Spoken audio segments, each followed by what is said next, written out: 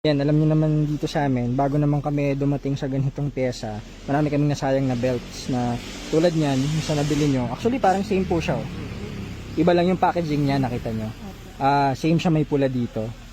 Tapos may ngipin, yan o. Oo, may ngipin siya. So yan, pwede nating ikabit yan. Kaso nga, hindi namin ma-assure yung kasi basic experience namin. Marami na kaming nasirang engine, tinapon na. Ito, for example, ito, nag-i-invest kami sa mga parts. Kapag dumating sa amin to, reject na agad. So, tapon na. Kasi ayaw nga namin mag-risk na makakatipid kay konti sa belt, pero in the long run, yung engine yung problema.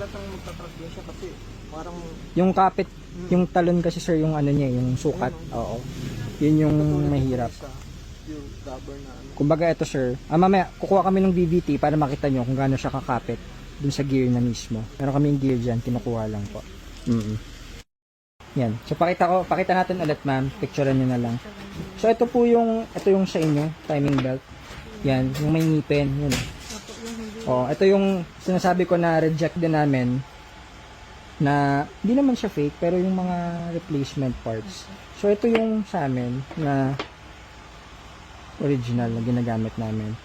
So ito po, yan, ito yung sa VVT. Ito mismo yung kinakabitan ng timing belt. Kita nyo naman, ayun o. Kapit na kapit siya ma'am. Hindi pa nabatak yan. So kapag ito yung dalan yung timing belt na brand new din. So kapag ginanyan nyo siya, hindi ko makain oo, sa ngipin. yun yung, may ngipin. Tapos may mga gap siya sa loob kasi nga may ngipin siya. Ayan o.